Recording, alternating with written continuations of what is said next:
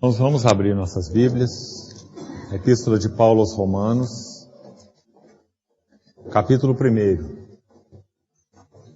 Romanos, capítulo 1. Vamos ver os versos 16 e 17. Pois não me envergonho do Evangelho, porque é o poder de Deus para a salvação de todo aquele que crê, primeiro do judeu e também do grego. Visto que a justiça de Deus se revela no Evangelho, de fé em fé, como está escrito, o justo viverá por fé. Pai, agradecemos a Ti, porque podemos nos reunir contigo. Obrigado porque temos a Tua habitação em nosso meio. O Senhor é nosso motivo e nossa intenção, nosso foco, nosso centro e nosso fim. Desejamos em tudo Te ver, em tudo Te conhecer, em tudo Te tocar. Concede, Senhor, agora em esse tempo diante da Palavra, a oportunidade de vermos Tua pessoa com mais clareza. Pedimos ao Senhor que tome em Tuas mãos a direção desse tempo e possa ministrar aos nossos corações, progredindo, Senhor, o Teu trabalhar em nós, fazendo-nos igreja gloriosa, moldada à imagem do Teu Filho, conforme Teu eterno propósito. Te pedimos em nome de Jesus. Amém. Irmãos, nós vamos iniciar hoje e ter alguns períodos em torno de mais um assunto na sequência do que já temos compartilhado. Nós encerramos algumas notas, na verdade, a respeito da expiação na reunião anterior. E hoje nós vamos iniciar algumas notas também, uma visão, mesmo que panorâmica, nada de forma muito aprofundada, mas de forma clara, esperamos diante do Senhor, uma visão a respeito da justificação pela fé. Temos dito aos irmãos que, de forma sintética, nós podíamos selecionar 8 alicerces da nossa fé, ou da nossa confissão. E como esse é um assunto muito central na vida da igreja, então creio que o Senhor depositou esse encargo no meu coração para que nós passássemos um a um de todos esses 8 alicerces. Já tínhamos, há um bom tempo atrás, estudado os 2 primeiros, o que se refere à Trindade e o que se refere à encarnação, a pessoa e obra de Cristo, a encarnação. E na reunião anterior nós falamos um pouco mais relativo à obra de Cristo propriamente, né? A expiação. Então, nós terminamos esse terceiro item, esse terceiro alicerce. A Trindade, então, primeiro, a encarnação, o segundo, e a expiação, a obra expiatória de Cristo. Terceiro alicerce. Hoje nós vamos começar a respeito do 4º grande alicerce, que seria a justificação pela fé. Irmãos, a nossa compreensão a respeito desse alicerce é tão fundamental quanto a nossa compreensão a respeito da natureza da própria igreja. Quando nós viemos a tocar mais na frente, finalzinho desse esboço todo que temos feito, quando estivermos mais no final abordando verdades relativas ao corpo de Cristo, que é a igreja, nós iremos ver, não só neste ponto, mas também nos outros que virão, a importância deste 4º alicerce, da nossa visão clara sobre a justificação pela fé. Os irmãos que estiveram aqui presentes na reunião anterior, nosso irmão Paulo abordou alguma coisa a respeito desse alicerce, na reunião passada. E ele lembrou uma frase a respeito de Martinho Lutero, de quem eu gostaria de colocar algumas notas importantes na reunião de hoje. Ele lembrou que Martinho Lutero disse que este era o alicerce fundamental da vida da igreja, a justificação pela fé. Tão fundamental que uma igreja permaneceria de pé ou cairia baseado exclusivamente neste alicerce, justificação pela fé. Então nós podemos dizer que esses que vêm antes e esses que vêm depois, eles como que trazem todo o peso a este quarto alicerce, justificação pela fé. É importantíssimo termos uma visão do Deus triuno, senão nem mesmo compreendemos a obra expiatória de Cristo. Não dá para compreender a obra expiatória de Cristo sem uma visão da triunidade de pessoas em Deus. Nós não podemos compreender a encarnação, então, da segunda pessoa da divindade, do Filho, sem, é claro, compreendermos que em Deus há três pessoas, embora haja uma única essência. Não três deuses, mas um Deus. E a segunda pessoa deste Deus, sendo Deus, se fez carne. O Verbo encarnado de Deus. A encarnação. Nós não podemos compreender a expiação, que seria o terceiro alicerce, sem essas visões anteriores, da Trindade e da encarnação. Quem foi aquele que realizou a expiação por nós? Por que ela é tão eficaz? Por que essa expiação é tão perfeita, como o livro de Hebreus diz? Por que ela foi feita uma vez por todas? Não precisa ser repetida, ano após ano, como eram aqueles sacrifícios do Velho Testamento. Por quê? Por causa da pessoa que realizou aquela expiação. Quem foi essa pessoa? A pessoa divina e humana de Cristo. Então os irmãos vejam que é uma corrente de elos. Uma verdade está amarrada à outra. Trindade, primeiro grande alicerce da igreja. Encarnação, o Verbo, o Filho, a segunda pessoa do Deus triuno, se fez carne e habitou entre nós.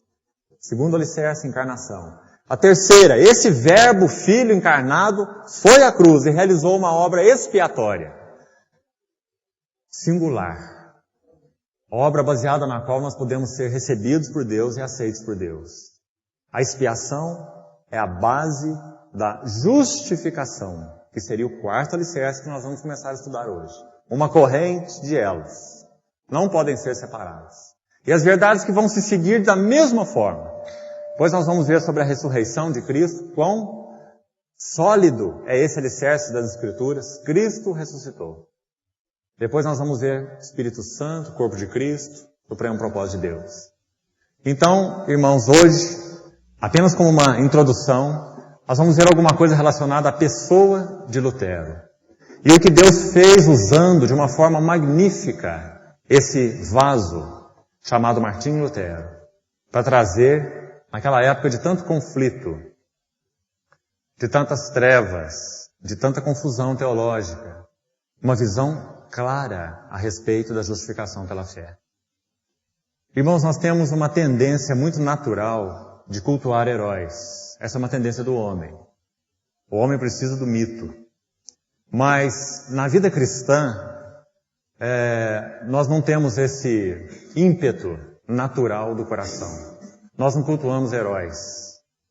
A única pessoa a quem cultuamos é o Deus feito carne, porque é o único digno de culto. Então nós não estamos cultuando Martinho Lutero. Ele era um pecador como nós.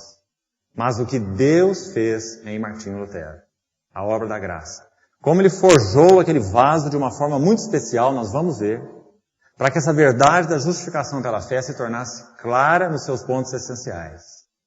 Irmãos, algumas pessoas pregaram verdades importantes por todo o tempo da história da igreja. Muitas verdades importantes.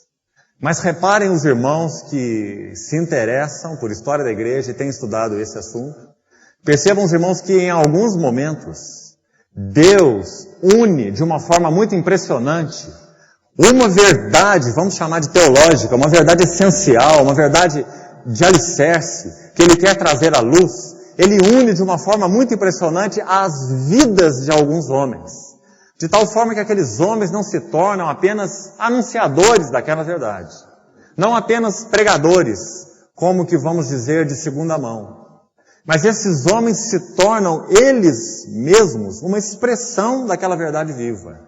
Isso é muito impressionante em alguns homens. Não em todos, em alguns homens. Por exemplo, o apóstolo Paulo foi um desses. Quando os irmãos leem a Bíblia, estudam a história de Paulo, os irmãos podem ver claramente que Deus ali estava conquistando não apenas um pregador para si. Muito antes disso. Deus estava conquistando um vaso para si. E naquele vaso, ele iria refletir aquelas verdades que então seriam pregadas com tanto poder. E todas as vezes que Deus faz isso, irmãos, uma obra diferenciada é produzida. Porque, irmãos, nós cremos que há poder no simples anúncio da palavra de Deus. A palavra de Deus tem poder por si mesma. A palavra de Deus, ela tem poder nela mesma. Ela é viva e ela é eficaz.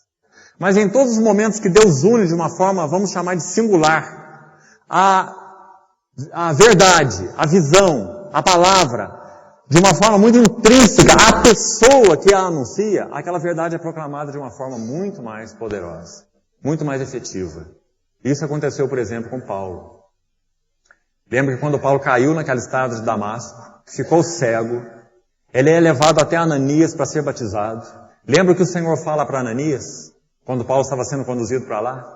Ananias, de certa forma, ficou com medo de receber ali o Saulo de Tarso, que era o grande perseguidor dos cristãos. Não é? Ele mesmo levava cartas das autoridades para aprisionar, torturar e até matar cristãos da cidade de Damasco. Ele estava naquele caminho quando ele foi derrubado naquela estrada. Ele ouviu aquela voz: Saulo, Saulo, por que me persegues? Ele viu então que aquele Senhor, Jeová, que falava com ele, era o próprio Jesus, porque ele assim se anunciou a ele: eu sou Jesus, a quem tu persegues. Os irmãos vejam que aquele homem fica cego 3 dias. E depois ele é levado a Ananias. Mas o Senhor prepara Ananias para receber Paulo. O Senhor fala com Ananias também, antes que Paulo chegue lá, na sua casa. E o Senhor fala para Ananias que ele não devia temer receber ali o Saulo. Até então, Saulo na sua casa. Porque aquele seria para ele um vaso escolhido para anunciar o seu nome entre os gentios e entre as nações. Irmãos, de forma paralela, o Senhor fez a mesma coisa com Martinho Lutero. Muito linda a vida desse homem. E o que Deus preparou forjando aquela natureza humana, um pecador como nós, claro, numa história de pecado como a nossa, como Deus forjou a vida humana daquele vaso, para que de uma forma muito singular, como nenhum dos seus contemporâneos, nem antecessores e nem sucessores imediatos, ele pode se comparar. Ele é maior do que todos eles, até mesmo que Calvino. Lutero foi aquele grande leão da Reforma.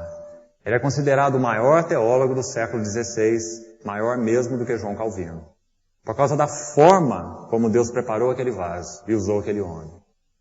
Quando ele tinha 21 anos de idade, o que será que você estava fazendo com 21 anos de idade? Lutero na cidade já estava no monastério, em 1505, com 21 anos de idade. E, irmãos, a experiência que o levou ao monastério, já que ele era um católico romano praticante, a experiência que o levou ao monastério foi muito impressionante. Ele passou por uma tempestade literal na sua vida. Ele enfrentou uma tempestade. E naquela tempestade ele fez um voto, ali na visão que ele praticava, um voto a Santa Ana. E na sua biografia posterior fica claro que naquela tempestade terrível que ele passou, o seu grande medo não era a morte, mas era o seu despreparo diante da morte. Quando você estuda a sua biografia, tantas biografias há de Lutero, tanto comentário dele a respeito da história da igreja, você vê de forma clara que o medo de Lutero não era a morte, mas era o seu despreparo diante da morte. Então, quando ele passou por aquela tempestade, aos 21 anos de idade, ele faz um voto de que ele então iria para o monastério. E ele foi para o monastério com essa finalidade, de se preparar para a morte. Em outras palavras, se fazer aceitável à vista de Deus. Percebam essa frase, irmãos. Se fazer aceitável à vista de Deus. Porque ele foi uma pessoa educada religiosamente, tinha uma visão de um Deus pessoal santo, de um Deus pessoal justo, justíssimo, santíssimo, diante do qual todas as almas compareceriam. E aos 21 anos, Lutero já se atormentava com essa situação. Então, quando ele passou por essa tempestade, fez esse voto, foi ao monastério, Deus usou aquela tempestade literal na vida de Lutero para que mostrasse a ele, então, o seu despreparo diante da morte, aos 21 anos de idade. Uma idade em que a maioria, a grande esmagadora maioria das pessoas, nem ao menos está pensando em morte. Que dirá em se preparar para a morte. Então, aos 21 anos de idade, Lutero vai para o monastério. Irmão, segundo ele próprio diz, nas suas citações autobiográficas, quanto mais naquele monastério ele se dedicava a tornar Deus satisfeito com ele, mais ele se deprimia. Havia pelo menos duas características que Deus forjou na vida daquele homem, já que o Salmo 139 nos diz que todos os nossos dias estão escritos no livro do Senhor. Aquele Salmo diz que no ventre da nossa mãe foram tecidos os nossos ossos. E o Senhor é quem zelou e quem trabalhou naquela nossa substância ainda informe, como diz aquele Salmo. Então, irmãos, quando nós olhamos para a vida dele, assim como de muitos outros homens de Deus, nós vemos esse trabalhar maravilhoso. Lutero chegou a um conhecimento de Deus mais tarde, lá com seus 20 e poucos anos. Mas Deus já conhecia Lutero antes da fundação do mundo. Então ele preparou aquele vaso com características naturais, inclusive, muito significativas. Duas delas eram muito impressionantes e evidentes na sua vida já aos 21 anos de idade. A primeira delas, uma consciência extremamente sensível. Como eu disse aos irmãos, aos 21 anos de idade, as pessoas não se importam com nada, senão com a sua própria vida e com os prazeres da sua vida. Lutero já se preocupava com a sua morte e com o seu encontro com Deus, aos 21 anos de idade. Uma consciência extremamente sensível, forjada ali pelo trabalhar da graça de Deus. Embora ele ainda não conhecesse a Deus, Deus já o conhecia. Essa era a primeira marca impressionante da vida de Lutero, a sensibilidade da sua consciência. Alguns de seus biógrafos dizem que ele era por isso tendente à depressão. Ele teve surtos de depressão várias vezes em sua vida. A segunda característica que o Senhor forjou naquele vaso era a sua tremenda austeridade e disciplina. Como eu disse, aos 21 anos de idade, nenhum jovem se preocupa com outra coisa senão viver a sua vida. Lutero, com essa idade, já estava martirizando e impondo flagelos ao seu corpo para se purificar, para se tornar aceitável e agradável a Deus. Ele foi para aquela cela de mosteiro, com 21 anos, vivendo uma vida então de jejuns, de austeridade com o próprio corpo. Mais tarde ele diz na sua biografia que ele reconhece que os seus jejuns prolongados e o seu extremo ascetismo, sua austeridade com o seu próprio corpo, geraram na sua vida danos permanentes, uma fraqueza física permanente. Irmãos, e quanto mais ele fazia isso, ele praticava esses jejuns, e deitava no chão sem roupa, da sua cela fria, gelada, para que pudesse martirizar o seu corpo, e se purificar, e se expurgar de maus pensamentos, de impurezas, e voltar o seu espírito mais para Deus. Quanto mais ele fazia isso, mais condenado ele se sentia. Porque ele percebia que quanto mais austero ele era consigo mesmo, mais a sua consciência era sensível a questões que ele entendia que nunca poderiam ser plenamente abordadas diante de Deus ou confessadas diante de Deus. Ele cria na confissão, como era ensinado no catolicismo romano. Ele se confessava continuamente àqueles então sacerdotes designados para isso, seus confessores. Mas ele entendia na sua consciência que ele nunca poderia confessar de forma abrangente e absoluta todos os seus pecados, já que os pecados não eram apenas frutos de ações exteriores, mas eram resultado de algo na sua natureza que permeava todo o seu ser. Então ele entendia que num simples pensamento de uma fração de segundo, ele podia pecar contra Deus. E ele não poderia estar se confessando diante de um sacerdote em cada milésimo ou centésimo de fração de segundo em que a sua consciência o estivesse acusando. Então ele viu uma completa impossibilidade em ser purificado de forma absoluta e consistente de todos os seus pecados. Ele cria na confissão, conforme a sua doutrina católica, mas ele não cria na solução final conferida pela confissão. Então os irmãos vejam como Deus trabalhou nesse homem, usou essa consciência para levá-lo até a depressão, até ao fundo de si mesmo, uma compreensão tão delicada e tão profunda do que é a natureza humana e do que é o pecado, para que Deus pudesse usar esse homem com relação a essa verdade que nós vamos vir a abordar da justificação pela fé. E nós vamos ver que sem esse pano de fundo, nós pouca compreensão podemos ter sobre justificação pela fé. Porque é exatamente justificação pela fé que toca essas questões ligadas à consciência. Todos nós, irmãos, que de uma forma ou de outra, em um nível ou outro, mais ou menos profundamente, já lutamos com essas questões em nossas vidas. Compreendemos o poder desta visão da justificação pela fé. Agora, aqueles que nunca lutaram com isso, mesmo que de forma leve, mesmo que de forma mais tênue, talvez nunca tenham se convertido. Porque, irmãos, o senso de acusação diante da santidade de Deus, a nossa incompetência como pecadores, é o primeiro passo para a nossa salvação. A salvação não é para os competentes, a salvação é para os incompetentes. A salvação não é para os puros, a salvação é para os impuros.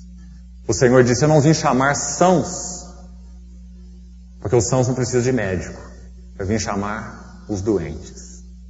Então esse era Martinho Lutero, um doente absolutamente convicto. Deus foi trabalhando aquela consciência de uma tal forma, para que ele viesse então a forjar esse vaso de uma forma muito especial, para anunciar uma verdade muito especial, que trata com a parte mais essencial da nossa consciência, o que concerne, é claro, a nossa experiência, né? A justificação pela fé. Em primeiro lugar, é claro, ela é uma verdade objetiva, ela foi cumprida em Cristo e não em nós. Fora de nós, em Cristo.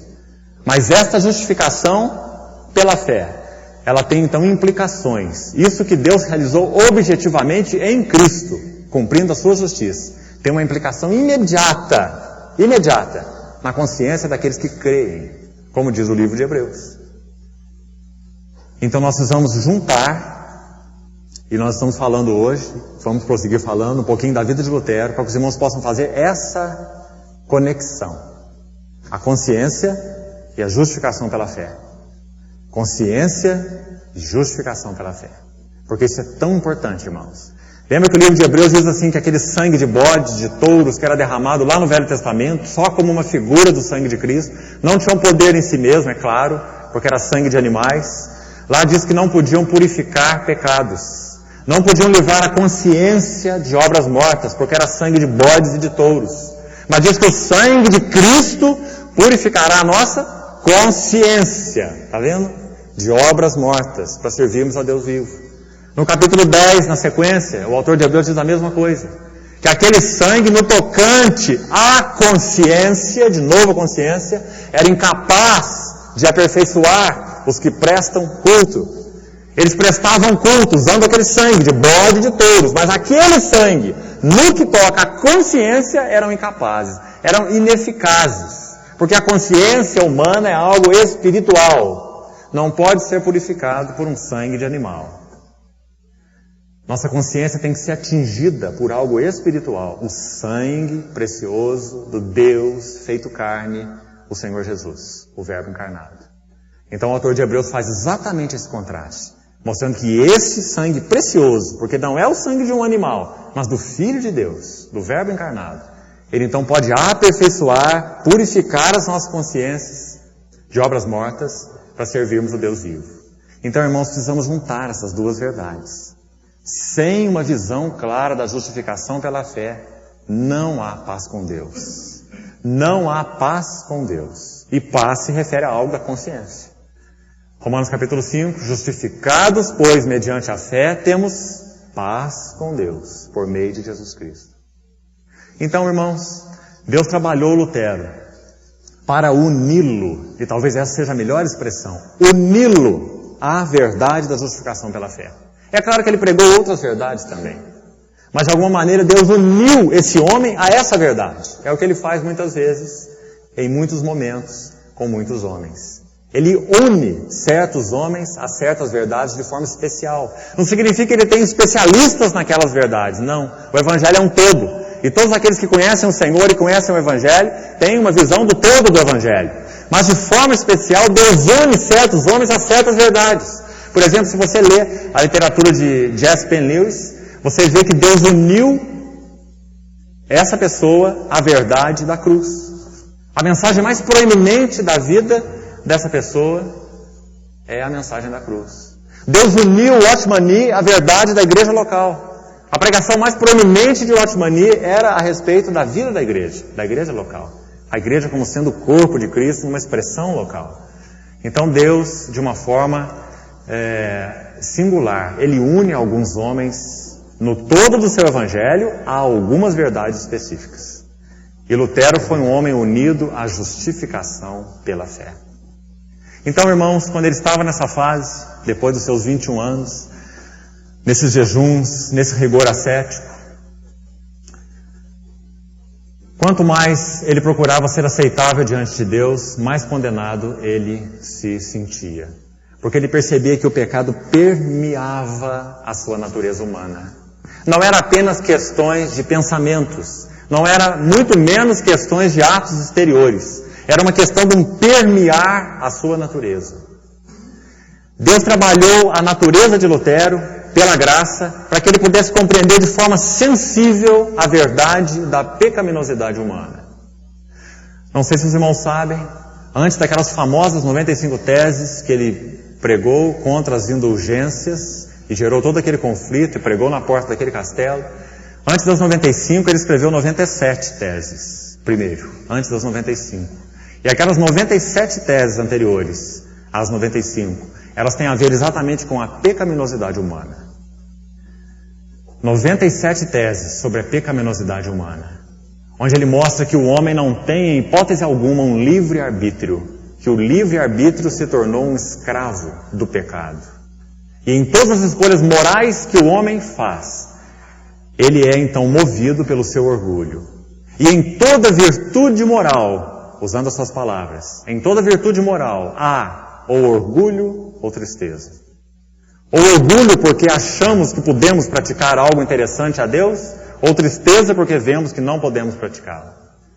Então ele diz que em toda virtude moral há orgulho ou tristeza. E nessas iniciais 97 teses, ele vai fundo nas questões da pecaminosidade humana. Irmãos, é muito interessante como Deus faz as coisas. Essas suas primeiras 97 teses, falando sobre o pecado humano, diante de um sistema todo montado na justificação pelas obras, como era o sistema no qual ele praticava a sua religião.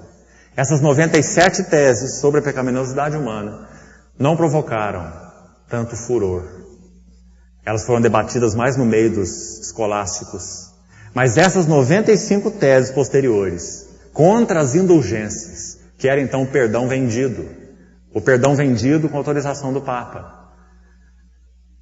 Ele publicou então 95 teses contra essas indulgências. E quando esse assunto foi tocado, das indulgências, então aquilo revolucionou o sistema católico romano na época. Mas nessa época, a visão de Lutero já estava mais amadurecida. Gostaria de passar um pouquinho sobre o processo do que Deus fez na vida dele, para que nós possamos ter um panorama claro dessa justificação pela fé, ainda um pouquinho mais. Irmãos, quando ele entrou então nesse monastério, ele começou a entrar naquelas crises de consciência, ficando praticamente louco, atormentado. E ele procurou um superior seu da sua ordem, que era agostiniana. E esse seu superior achou que ele estava mesmo em perigo de enlouquecer com essas crises de consciência. E talvez ele tenha achado que o melhor para Lutero era se envolver com a parte acadêmica e pastoral da teologia. Então esse seu superior disse, olha, estuda a Bíblia, estuda as Escrituras. E o convidou Lutero para dar aula na universidade de Wittenberg. E, mais uma vez, Deus estava através desse seu superior, dando um passo importante na vida de Lutero e no preparo desse vaso para o Senhor. Porque, irmãos, por incrível que pareça, os monges não eram devotados à palavra. Os monges eram devotados àquela vida de reclusão, de contemplação e de oração.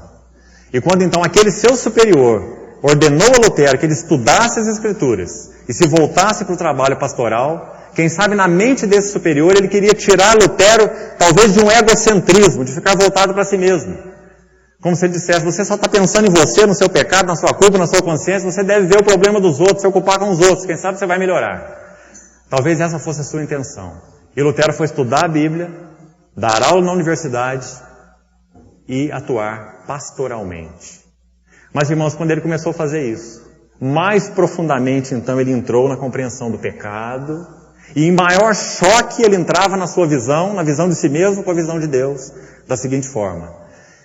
O primeiro livro que Lutero começou a estudar como professor na universidade foram Salmos, não foi Romanos, nem Gálatas, que se tornaram depois suas epístolas preferidas, mas sim o livro dos Salmos. É claro que ele já conhecia os Salmos como monge, porque a grande maioria dos monges conhecia os Salmos de cor. E nas suas celas eles recitavam aqueles Salmos em forma de oração. Mas apenas como um recitar. Quando na universidade Lutero foi estudar os Salmos. E como um bom monge agostiniano, ele estudou os Salmos naquela visão cristológica. Ele via Cristo em todos os Salmos. E quando ele chegou no Salmo 22, você conhece o Salmo 22? Abra sua Bíblia. Quando Lutero chegou no Salmo 22, algo impressionante aconteceu. O Salmo 22, ele começa assim: Deus meu, por que me desamparaste? E Lutero então tinha aquela visão cristológica do seu estudo dos Salmos. E quando ele leu todo esse Salmo, como que foi recitado pelo Senhor ali na cruz, ele ficou muito impressionado, irmãos. Foi o primeiro lampejo da graça na vida de Lutero. Até então apenas tormento, tormento e tormento. Quanto mais disciplinado, quanto mais austero, quanto mais zeloso, quanto mais devotado ele era, mais tormento ele sentia. E irmãos, conforme as suas próprias palavras, mais ódio eu tinha da justiça de Deus. Palavras de Lutero. Mais ódio eu tinha da justiça de Deus. Porque eu via um Deus justíssimo, um Deus santíssimo, que de alguma forma queria ter relacionamento com o homem, mas que não proporcionou para o homem as condições para ter esse relacionamento com ele. Um Deus justíssimo, perfeito, santíssimo, que queria se relacionar com o homem, mas que não providenciou para o homem as condições para que pudesse se relacionar com ele. Porque Lutero procurou todas essas condições. Quais eram as condições? Ser zeloso? Lutero era o mais zeloso. Quais eram as condições? Fazer penitências? Lutero era o mais penitente. Qual era as condições? Mortificar a carne? Lutero era o maior asceta. Qual eram as condições? Se trancar isolado do mundo numa cela para contemplar, orar a Deus? Lutero era um exemplo disso. Quais eram as condições para se relacionar com Deus? Quais eram as condições para ter paz de consciência? Quais eram as condições para poder se relacionar com Deus em um nível de aceitação, que a sua consciência não testificava com ele que ele tinha, embora tudo ele tivesse feito. E quando ele foi naquela peregrinação a Roma, que os irmãos que conhecem a história sabem, ele faz aquela peregrinação a Roma, a sua situação não melhora, mas piora. Porque quando ele vai a Roma contatar aqueles clérigos mais superiores, ele vê uma vida autoindulgente, uma vida licenciosa, libertina. Ele volta de Roma completamente decepcionado e com mais problemas do que antes de ir. Os irmãos imaginem a vida desse homem. Então ele é recomendado por esse seu superior para ir dar aula, se ocupar com os outros e estudar a Bíblia. E ele começa pelos Salmos, como eu já disse, e ele chega no Salmo 22. Irmãos, quando ele chega no Salmo 22, ele tem o primeiro lampejo da graça. O Senhor como que fala ao seu coração de uma forma muito clara através do Salmo 22. E ele pôde compreender que Deus, de alguma forma ainda para ele inexplicável, ele ainda não tinha chegado a Romanos, ele ainda não tinha visto a luz com clareza, mas um lampejo da luz já começou a raiar. Aquele coração tão condenado, tão trevoso, tão acusado pela sua própria consciência. Quando ele chega no Salmo 22, Deus meu, por que me desamparaste? Ele sabe que esse Salmo se refere a Cristo. Ele sabe que isso foi falado pelo Senhor, que é Deus, na cruz do Calvário. Então Lutero tem aquele primeiro lampejo da luz na sua consciência. Deus se assentou ao lado do réu. Esse foi o primeiro lampejo da graça na vida de Lutero. Não foi ainda verdade a justificação pela fé. Os irmãos sabem que ele veio a ver com mais clareza mais tarde, mas foi esta primeira verdade, relacionada ao estudo dos Salmos, e não de Romanos ainda. Deus meu, por que me desamparaste? A primeira expressão usada pelo Senhor para dar aquele primeiro lampejo da graça no coração de Lutero. Como eu disse aos irmãos, antes ele olhava para Deus e ele diz, na sua biografia, que ele não podia nem ouvir a expressão justiça de Deus.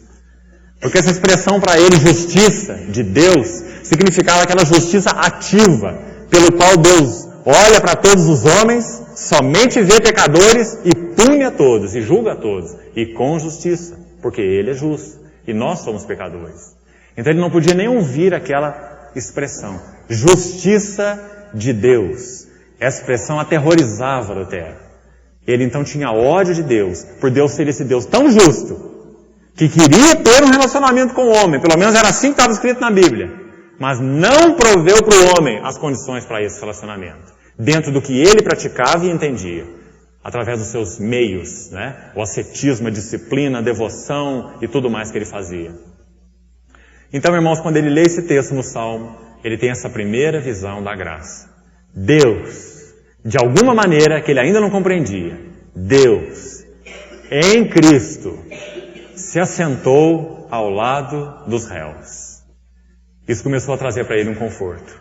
Agora não era apenas a justiça de Deus, aquele Deus lá, Deus justo, condenando o pecador culpado, mas através do Salmo 22, um salmo maravilhoso, o Salmo da Cruz. Se você não conhece, leia esse salmo todo, para você ver. E através desse Salmo 22, Lutero viu que Deus, no seu Filho Jesus, se assentou do lado dos culpados, do réu. Até que então, irmãos, ele progredindo nos seus estudos, ele vai a Romanos. E quando ele vai a Romanos, aí sim, Deus usa o texto que eu li no início da reunião, para trazer à luz de uma forma muito definitiva e clara para Lutero. Muito clara. Todo o desenvolvimento posterior da teologia de Lutero é baseado no que ele viu aí, nesse momento, em Romanos. A luz raiou de uma vez por todas. E a partir daí nós vemos apenas prolongamentos dessa luz. Só prolongamentos. Mas a luz raiou de uma forma absoluta quando ele chegou aí a Romanos, capítulo 1. E ele leu esse texto. Não me envergonho do Evangelho, porque é o poder de Deus para a salvação. De Deus, não do homem. De Deus para a salvação. De todo aquele que crê e não que faz obras. Primeiro do judeu e também do grego. E agora essa expressão do verso 17 foi a que ele diz, que mais ficou então gravada na sua mente. A justiça de Deus se revela. Essa frase. A justiça de Deus se revela. Aquele que tinha então ódio dessa expressão justiça de Deus, agora começou a ver por outro ângulo. Ele viu que justiça de Deus, conforme revelada no Evangelho, não era aquela justiça de Deus que então dos céus punia pecadores, mas era uma justiça de Deus que se revela no Evangelho de forma justificadora para todo aquele que crê. Isso então mudou completamente o panorama de Lutero. Agora não a justiça de Deus que pune pecadores, mas a justiça de Deus que no Evangelho justifica pecadores. Pela fé. Exclusivamente pela fé. Os irmãos já pensaram na reviravolta no coração de Lutero? Os irmãos já pensaram no grito de libertação do coração, da consciência de Lutero? A justiça de Deus que ele odiava. Irmãos, antes de chegar a essa experiência, um detalhe importante aqui, com relação à sua visão da justiça de Deus, antes de chegar a essa experiência com Romanos, após o estudo do livro de Salmos, Lutero foi recomendado, também pelo seu superior aí, esse clérigo agostiniano, a ter contato com os chamados místicos, já que a teologia mística, na Idade Média, ela chegou ao clímax na época de Lutero, nos séculos 14 e 15. Ela chegou ao clímax. Tantos já haviam ministrado nessa área, né? João da Cruz, Teresa de Ávila, Bernard de Clairvaux, e muitos mais. Julian de Norwich, muitos dessa época da teologia mística. E nessa época, então, esse superior recomendou a Lutero que ele fosse ter com os místicos, para quem sabe ele encontrasse mais conforto para o seu coração na vida mística. Mas, irmão, embora Lutero pudesse aprender bastante com aqueles místicos, o que se reflete depois nos seus escritos. Um homem que compreendia bem essa vida de união com Deus, e sem dúvida ganhou isso desses irmãos, desses chamados místicos. Mas ele não encontrou nenhum conforto no que esses místicos pregavam. Porque o misticismo daquela época era como você estar no ar, sem nenhuma base debaixo de si mesmo. Os místicos diziam que você não precisa se importar muito com a justificação. Você não precisa se preocupar muito com esse assunto de Deus te aceitar. Você deve se entregar completamente a Deus. Se entregar ao amor de Deus. Eram as palavras que os místicos mais usavam. Como uma gota no oceano, você deve se perder em Deus. Se perder no amor de Deus. Madame Guyon usa muito essas frases. Então Lutero viu que não havia consistência nisso. Não havia algo realmente sólido nessa teologia mística que pudesse trazer paz para a sua consciência. Então, quando agora, mais para frente, ele tem contato com o livro de Romanos e vê a justiça de Deus dessa forma, irmãos, o quadro muda totalmente. Agora ele consegue experimentar aquele prazer no que a Bíblia então chama de a justiça de Deus. Porque agora, repetindo, dada a importância disso, ele vê justiça de Deus, não como justiça de Deus punindo pecadores, mas a justiça de Deus justificando pecadores em Cristo pela fé. O Senhor Jesus disse em João 3 assim, o Filho foi enviado ao mundo não para que julgasse o mundo, mas para que o mundo fosse salvo por ele. Irmãos, ele vem para julgar o mundo. E ele vai julgar todo aquele que não crê, porque aquele que crê no Filho tem a vida, o que não crê no Filho não tem a vida. Ele fará isso. Mas quando ele se revelou então de forma redentora, ali na cruz do Calvário, ele não veio punir pecadores. Ele veio justificar pecadores, baseado no que ele fez na cruz. Então o quadro na vida de Lutero se reverteu totalmente. Sua consciência encontrou paz e ele começou a ter prazer em Deus, no Deus que justifica pecadores, somente pela fé em Cristo Jesus. Irmãos, que verdade tremenda. Com relação à sua experiência, qual a sua história?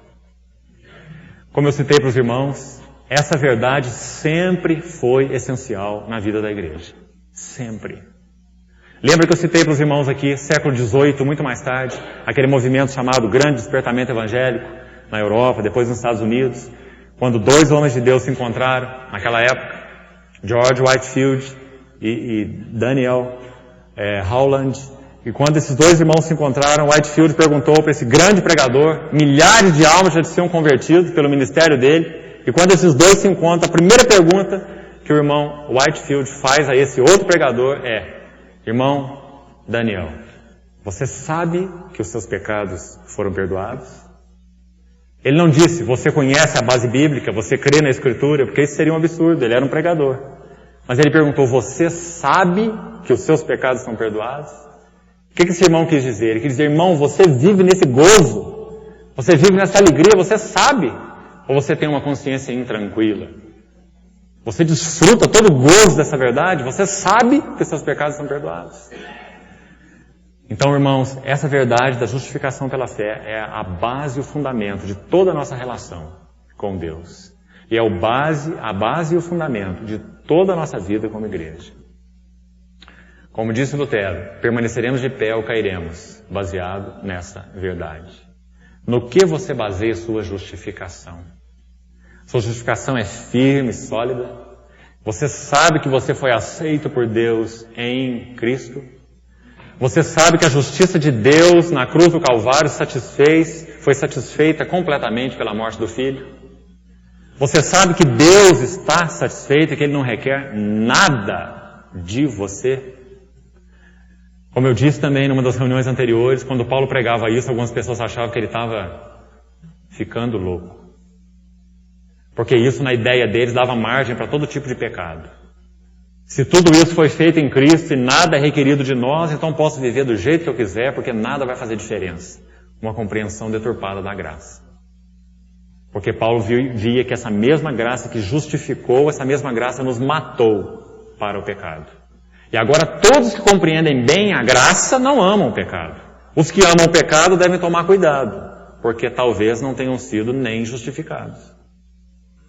Porque aqueles que creem e conhecem a graça não têm prazer no pecado. Podem pecar, podem se extraviar, podem cair, mas não têm prazer no pecado. Sabem de quem são.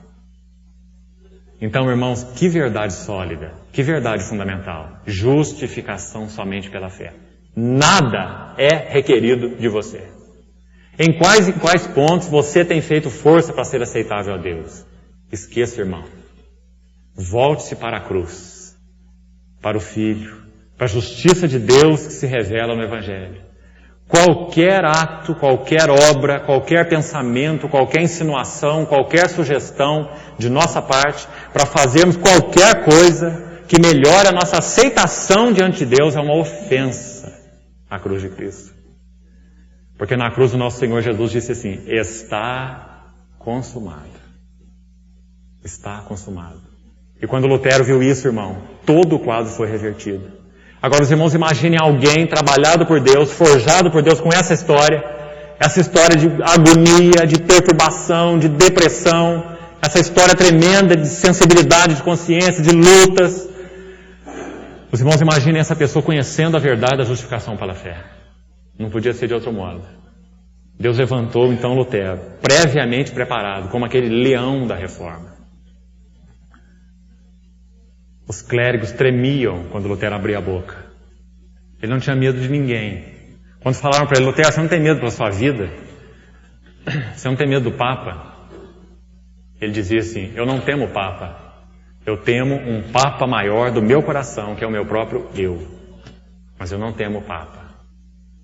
Deus forjou a vida desse homem, ligando a vida desse homem, especialmente à verdade da justificação pela fé. Tão importante é essa verdade. E os irmãos devem se lembrar, então, que até a Idade Média, até o século XV, nenhuma clareza maior havia sobre esse assunto. Claro que houve irmãos no movimento chamado pré-reforma que começaram a ver alguma coisa. Mas com a clareza de Lutero, ninguém. Deus então levanta esse homem para que mudasse totalmente o curso de toda a visão teológica daquele tempo. Tão importante é esse assunto. Não é um assunto acadêmico. Eu queria que você pensasse um pouquinho, antes da gente encerrar. O que você acha sobre o que tem sido pregado hoje? Primeiro, olhe para a sua própria experiência. Se você procura, de alguma maneira, acrescentar algo a esse sólido fundamento, você está ofendendo a graça de Deus, a cruz de Cristo e a obra que Ele realizou. Você deve compreender a plenitude da sua salvação, se é que você crê, na obra expiatória do Senhor Jesus na cruz do Calvário, e que ali você foi aceito. E tudo que vai acontecer na sua vida cristã, daí para frente, é resultado da sua compreensão da graça. Se ela for pequena, quem sabe você vai viver uma santificação pequena. A santificação sempre vai ser resultado da justificação, da compreensão da justificação. Se a compreensão da justificação é clara, a santificação é evidente. Se nós vemos bem a justiça de Deus, nós vivemos uma vida santa. Se nós sentimos bem a agonia das nossas consciências e o que Deus proveu ali na cruz do Calvário, a profundidade do nosso pecado, a malignidade do nosso pecado, a perversão do nosso pecado, então nós não podemos ter prazer no pecado. É claro.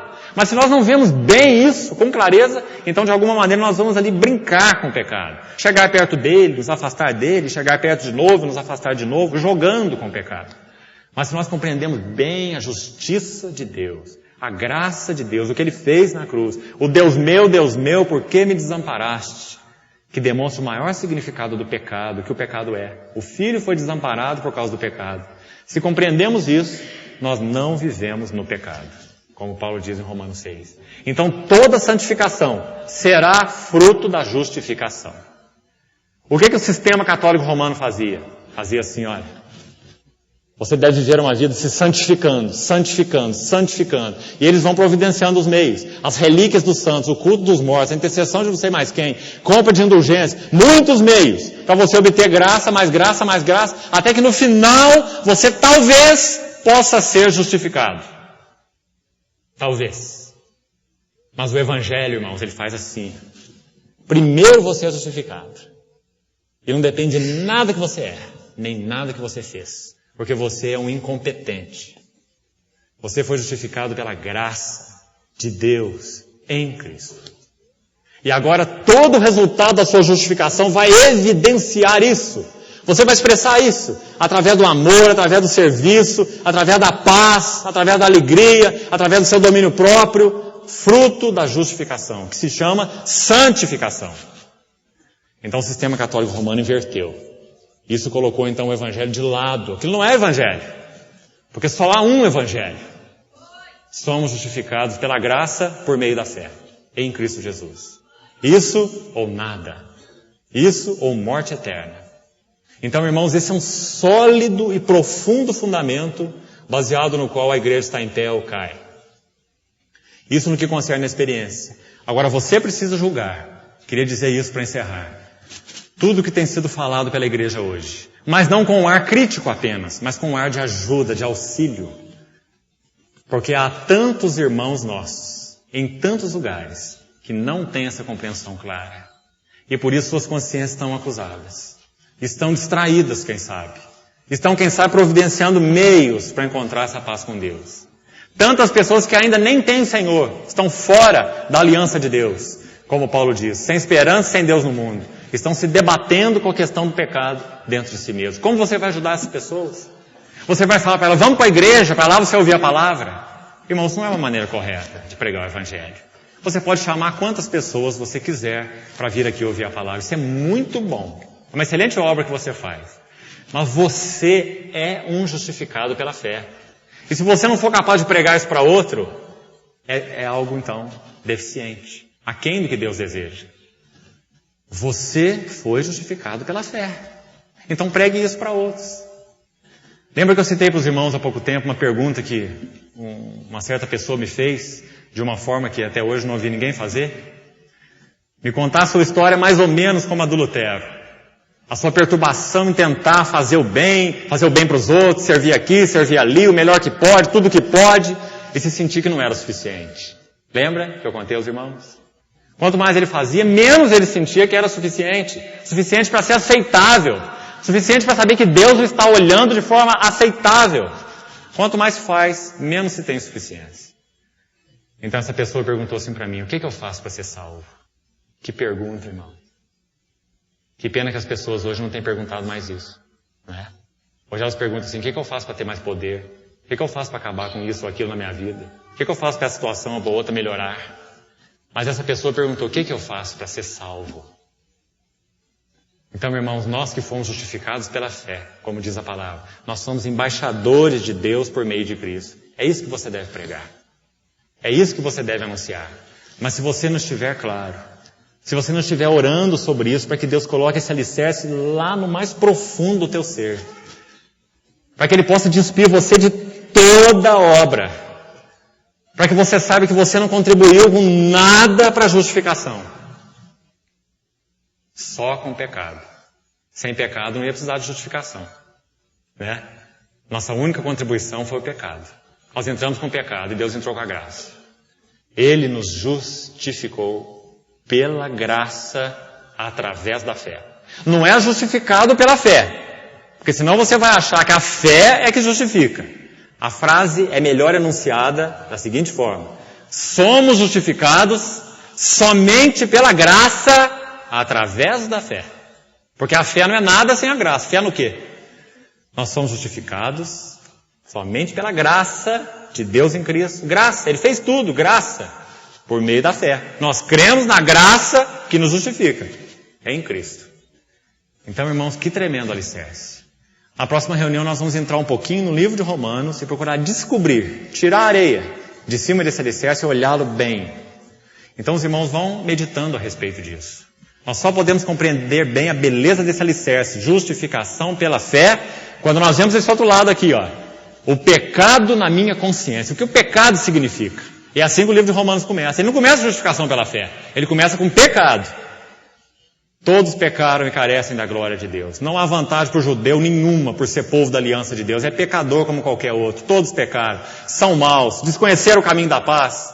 O sepulcro, a garganta deles é um sepulcro aberto. Seu caminho não é um caminho de paz. Né? Todos pecaram. Mas a justiça de Deus se revela no Evangelho.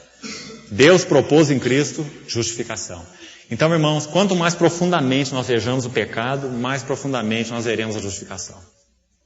E quanto mais isso acontecer, mais nós viveremos de forma agradável a Deus. Por consequência. Não para ser justificados, mas porque já fomos justificados. Viveremos nossa vida tributando glórias ao Salvador. Adorando o Salvador. Lembra lá no livro do Apocalipse, quando o Senhor Jesus arrebatar a sua igreja para aquelas bodas? Nenhum tipo de cântico vai ser ouvido lá, senão o cântico que exalta essa salvação tremenda pela graça através da fé. Digno és, porque foste morto, com o teu sangue, não é com minhas obras, é com teu sangue, compraste para Deus que procede de toda tribo, língua, povo e nação. Né? Então, irmãos, esse é o cântico da redenção, é o cântico da graça, é o cântico da salvação. Se nós não estivermos fundamentados nisso, nada em nossa vida poderá ser agradável a Deus.